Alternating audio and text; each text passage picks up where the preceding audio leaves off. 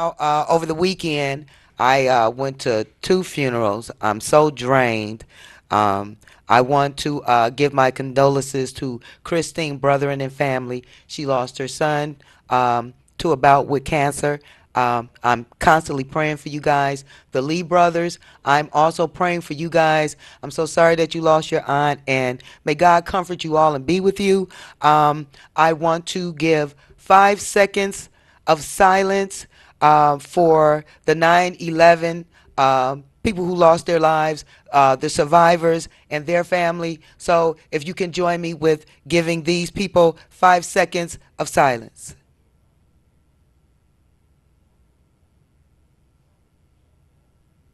Thank you, Jesus. Thank you, Jesus. Okay, now today's topic, we're talking about bitter women. We're going to talk about, what's that guy's name? Colin Kaepernick, and how he has there's other young black men joining on board, which is a good thing. So I'm glad that that's going on. And I want to talk, and I'm going to talk a little to the police department about whistleblowing. I'm going to start off with the police department. There's a lot of good police officers out there, but they cannot speak on the things that's going on. I am inviting you to use me as a source. I will be your whistleblower for you. If there's anything that you would like to talk with me about, please get in touch with me at donnamitchell15 at gmail.com or Donna Stinson63 at gmail.com. I also want to tell the police chief, I don't know how many people has been watching my show, but I'm starting to be harassed, and I will sue the police department if they don't stop running up behind me, flashing their lights, running off. I am a citizen of this city, of this United States, and I have the right to police the police if I want to. So don't play with me. So for you guys that, I understand you don't want to lose your job, and I understand there's a lot of things going on. Uh, what as long as you give me proof on what you're saying, I will definitely present it to the people or the proper people that need to know what's going on, because our city needs to get itself together. Our brothers and sisters in blue need to get their minds adjusted, because a lot of you, like I said before, are sellouts. You get power and overpowering your own people, and that's wrong. I feel like you guys need to start working from the inside to get your people better service as far as the police department is concerned. You guys act like because y'all wear this badge that y'all can't be thrown behind bars. There's a lot of white cops that done got off for the things they did. Not too many black cops. Remember that. I want you to remember that. But I also want the police department to remember that I'm on your side. I'm for you. When things go wrong, I call you guys. I'm a video vigilante, and I'm letting you know that right now. Even if you doing wrong, I'm going to turn you in. I'm going to put you on YouTube. I'm going to let people know you're a bad person. Not because of the color of the badge or anything, because you just got bad morals and values. That's the basic bottom line to that. But my brothers and sisters that's out there struggling, and you got these partners that's masses instead of masters, instead of partners, and you don't like that, and things are going wrong, please give me a call. I'm here to help serve you like you're here to serve me. We're here to serve each other. Now, a couple of days ago, well, this was about a week ago, I went to an inner city store, and I have handicap parking license on a handicap sticker on my license plate. I pull up, the police, and I have them on tape. And as soon as I get finished cleaning this stuff up and editing and putting it all together, I'm gonna show you guys. And I pull up. Now I have a handicap parking space. You ain't nothing handicapped about y'all but y'all brains. But yet and still, you're sitting sideways. You're not even in the handicap parking space. You're illegally parked in the handicap parking space. Then I pull out my camera. I look at them like, why are you in the handicapped parking space? They want to put their head down, look the other way, act like nothing ain't happening. You are not above the law. That's bad when you take a handicapped parking space. You have no heart at all. I got your police number, the car, and everything. How dare you? You so wrong. Then a couple of days later, I'm driving down the street. I'm turning, and the police whips up on me, put their horns on real fast. They get directly behind me. Soon as I stop, they roll all the way, veer all the way to the left side, and jump on the expressway. I'm not scared of you guys. You don't scare me. You're not going to catch anything on me. Nothing like that. If anything, you're going to have a front page picture in my camera letting people know these are the type of cops that I'm talking about. They just violate people and just do what they want because to them it's fun. One time, some years ago, me and my girlfriend hung out with some police officers. We hung out with them after we left the where we left where we were partying at. Mind you, all of us is in the police paddy wagon. So they take the city property, they take that stuff and do what they want to do to it. It's like we're 8 deep in the paddy wagon. My man say, the police officer that was driving was like, you want to see something? Watch this. He whipped his lights on real hard. He whipped these people over, and then he pulled off and left them, and everybody started laughing. I really didn't think that's funny. And you know what I told him? That's why I don't like the police, because my family was with the Panthers, and the police really did some bad things to two of my brothers, and I seen it. And if they hadn't hit me, they probably would have bashed my head in. I was only 8 or 9 at the time, though. So I already have a problem with y'all, and I'm trying not to have a problem with y'all. I'm trying to work with y'all. You see what the police department don't understand is you guys have hurt so many people, and then you expect us to help you when you're not even helping us. What kind of oxymoron is that? Nobody's going to help somebody that's not helping them. Well, I take that back. There's a lot of people that's helping people that they really shouldn't be helping. But if you want somebody to genuinely love you, trust you, be there for you, that goes both ways. It's a two-way street. So I'm giving the good brothers out there that know some stuff in the police department and don't know how to get it out without losing their pension and their job and so forth. Get in touch with me at DonnaMitchell15 at gmail.com, Donna Stinson63 at gmail.com. So I'm going to lay off my brothers in the blue. I'm letting you know that I'm praying for y'all. I know that the job that you do is hard, but don't make it harder on yourselves. Okay, we're about to talk about bitter sisters. Now, I went to church yesterday. I wasn't feeling good. Before I get to that, I uh, I went through something. I had an allergic reaction with some medicine that I had been taking for years, and it really did me really bad. And that Sunday, I didn't know if I wanted to get up, but I pressed my way and I got up. I went to church and everything, and the pastor had a beautiful sermon.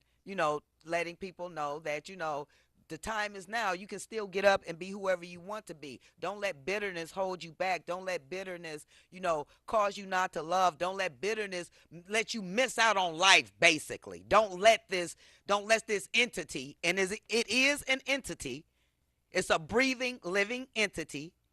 Do not let this thing ruin your life. So the message was so beautiful, and I just felt like, it was so much love, but everybody is not going to be saved. So, Sister Gloria, this is for you. That was just so nasty. You were such a nasty person, the way you and like I said, I'm going to call it like I said, and I'm going to start naming names. You just sat in the congregation, heard a beautiful prayer. I'll walk up on you, and girl, bye, let me tell you something. I love you no matter how you feel about me, but trust and believe, sister. Don't come my way and I won't come yours. I will definitely pray for you, but I have no rap for phony folks in the church. Now, as much as I talk about this, I don't know why folks keep testing me with this particular situation. I'm loving you because you part of the body of Christ. Don't get it twisted. I love you on the merits of Christ. If I had to love folks on my own merits, I wouldn't be loving nobody. I have to have the Lord with me 24/7 because the enemy creeps up on you through people that you never expect, and the enemy wants you to lose your self control. I thank the Lord that I pray, I fast, and then a big thing is I'm going to school, I'm learning about the Lord, and I'm also learning about the trick of the enemy and how we allow the enemy to use us. So, I'm saying to my brothers and sisters, strangers, anybody, it doesn't matter. If you got the devil in you and I'm trying to come to you and be loving to you and you act crazy to me, guess what? I'm going to rebuke you and I'm going to call you out. It's just as simple as that. Quit acting like that in the church. You act like you are a Christian and have no power because you have no self-control. So if you treat your own brother and sister in the church like that, I wonder what you will do with a stranger. That's scary. You women better pay attention and listen up. There's people out there that need y'all. If I didn't have a thick skin and wasn't such a strong Christian, that would have took me right out the church. I've told y'all that before. You folks are killing these people with your demeanors and your nasty attitudes. Get it together. How dare you? God don't love you no less than he love anybody else. Don't act like you got the market cornered on God. A lot of these people in these churches think they going to heaven and they going to hell. And they'll raise their hand in church and say, I know I'm going to heaven, but you just cut somebody out 5 minutes before they told you to raise your hand. You look, I'm gonna say it like this. Don't don't play with church. Be about church. But if you know you're gonna go to hell, go first class. Why play church? Why don't you just go out there and murder, kill, steal, have sex with whoever you want to do? I mean, because you think the things you're doing, you're hiding from man. You're not hiding from God. So if you're gonna go to hell first class. How dare you stand in God's house and act like you better than somebody? Girl, bye. You need to stop that. I'm so sick of these old bitter women like the pastor was saying. You come to church and try to make everybody else's life miserable, and you people that be around them, remember, evil communications corrupt good manners. So when you're around these people, whatever is in them is getting into you. Everybody in the church ain't saved. Remember that, people. Even the devil was there among the Son of God when God called them all together before he started messing with Job. So the devil is going to try to get God's people all the way down to the last minute. He got agents in the church just like God's people is in the church. But a lot of people are confused on who their father is. So they need to examine themselves. And if you examine yourself and you know that you're the type of person like turning your nose up at people, talking people down, and you still feel like you're going to hell, you're blinded. You're blinded. Now, we're going to take some calls. The number is at the bottom of the screen. I want to know your thoughts on this. Um, Before I go to a commercial break, I want to let a lot of the sisters know that at the church, the ones that I talk with, I love you guys so much. I know that there are good women in my church. There's good and bad apples in every basket, but we as women are so hard on each other, and we need to stop doing that, especially in the house of God. If women in the world can't see godly women come together, what they gonna come to the church for? So you can talk them down, and they probably wait until you come outside and beat the life out you. Shame on you women. And we'll be back in a minute.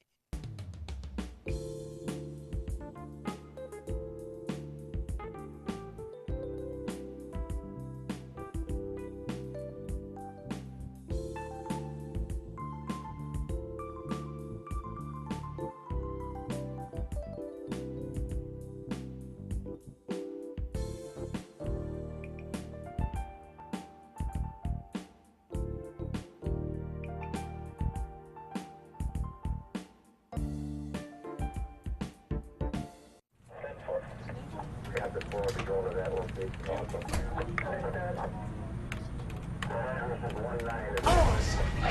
I see what I'm talking about. I'm grown. I'm not going back to jail. I'm not. Fucking bunnish. Get him, Peterson. Take it easy, buddy. Please don't let him kill me, please.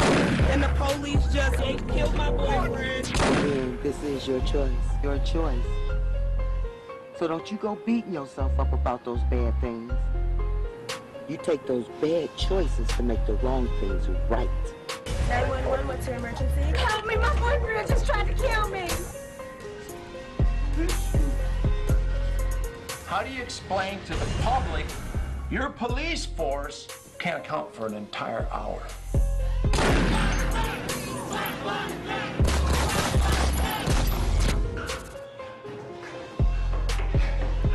I pray to God you didn't intend to murder this young man.